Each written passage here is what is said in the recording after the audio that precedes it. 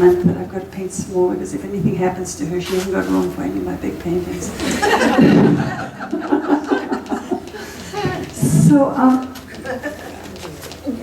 one other thing, mention was made of the Mr. Clean. If you do want to take something out, you wet it, you squeeze out all the water. That's phthalo blue. Phthalo blue is the best dyed color you're ever going to have. And we can take it out there. What's that do to the surface of paper? Oh, if you go hard enough, you'll go right through. But look at that. That's phthalo blue. That's really good. That's pretty good. Yeah, So this doesn't leave a mark after a month or two? That doesn't start turning brown? No, it's got no chemicals, and it's a texture. The texture will run out. I don't use it if I don't have to, but I never use masking fluid. So this does come into it from time to time. But I think the background really is very important, and I don't know if I emphasize that enough, but to get that background in intentionally, you can have a very different feel. Imagine that same picture with rocks at the bottom, or if you have one with blue underneath that looks like it's stuck on a wall, it's a different painting. And not one is right and one is wrong, but it's intentional, yeah. So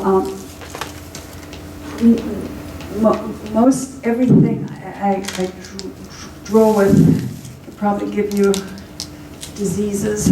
I wash hands a lot. I will tell you that the bird feathers, it's illegal to have anything that sings or make music. So if you've got a pigeon or a crow, that's perfectly fine. But a cardinal dies on the fence in your front yard, you're not allowed to keep it. My husband told me. He said, you're not a citizen, they'll deport you. And then I became a citizen, and then he said, they'll send you to jail. So. But we can lift out as well. And I know we're at about 5 to 9, so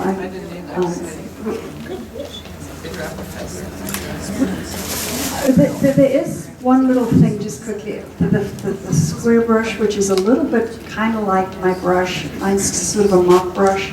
And I have been trying to get into the flat brush, which is not necessarily what I feel like, but you can. It's kind of fun to use a different brush from time to time. So, but what would you do next with the nest? With a nest, I will do negative painting. And the interesting thing with this part here, you've got to be really careful that you don't leave just a plain part of your nest, because somebody looking at that nest is going to automatically put in an egg size of a chicken egg. I mean, that white thing must not look like an egg, because the person looking at it will say, oh, you've got a giant egg in there. Well, no, it's you just, so I will end up doing some kind of something like that.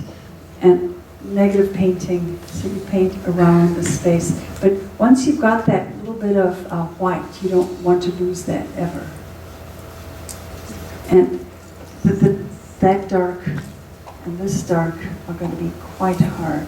This seems like it's got a lot of color, but once you start painting the bits in between, it's kind of amazing. Before you go, look again at these nests, and you'll be surprised at how many layers there are on